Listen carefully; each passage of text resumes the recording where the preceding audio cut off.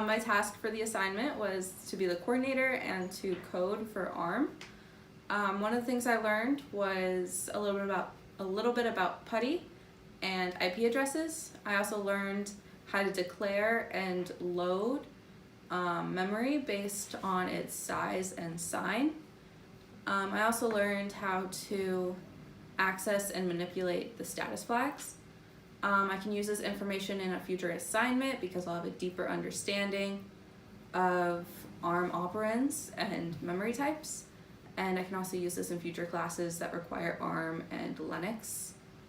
The hardest thing was probably trying to access the status flag. Hi, I'm Peter Gray, and what I learned in this project were the necessary steps for variable declaration along with troubleshooting, kind of finding where bugs are and fixing them.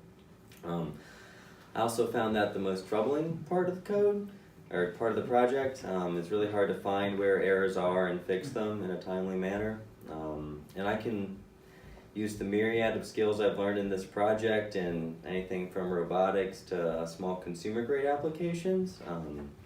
And I've also probably learned a keener eye for fixing bugs and just spotting them in general. Hi everyone, here is Yuhan, and my task for this program was making the report at first.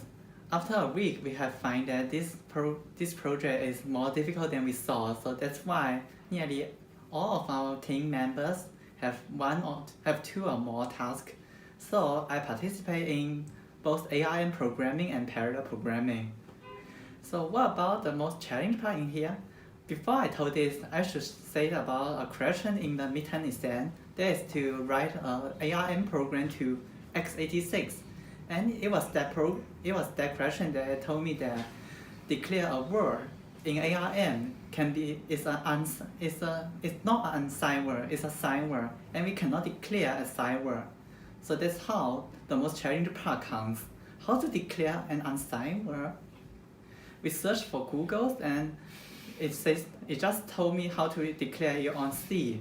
At last we figured out when you declare, it must be an unsigned thing, but when we load it, we can choose to be signed or unsigned.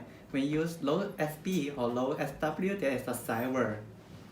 So about this project, I learned a lot of things, except that I have also learned about how to use parallel programming for another way, and how the stress was assigned to each course. This is how I can apply to the future, because you know that nowadays there are many things that need parallel programming, and if I know how the stress are assigned to each core, they will be much more easier to save the space complexity, I think. So now, is the next person here?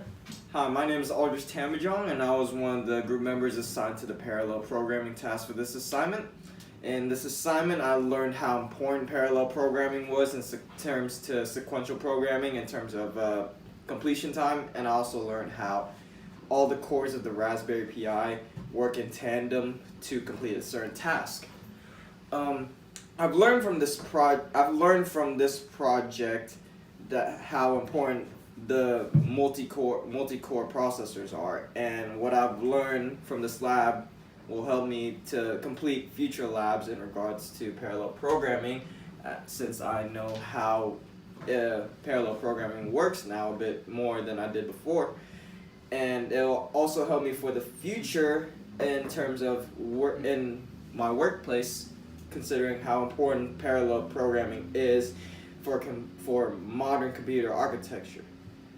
The most challenging thing for this project was typing the programs out, because the programs were very long, and there were many chances to make errors, and whether mistyping, not typing anything, etc.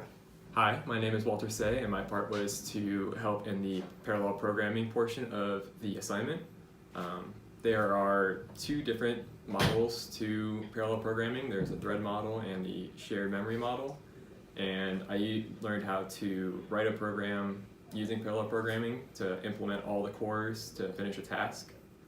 I can apply all this either in more assignments later on or in jobs. Writing more efficient code or faster code is going to be important, and to do that using the maximum potential of your processor is really important. The most challenging portion was to actually know the difference of what was going on between two pairs of code. They had the same output. I didn't really understand how they were different, but Aldrich helped me understand that they're pretty much implementing the same thing but doing it differently for the setup, and also recognizing what portions of code I was missing personally. He helped me out with that too, so that was good.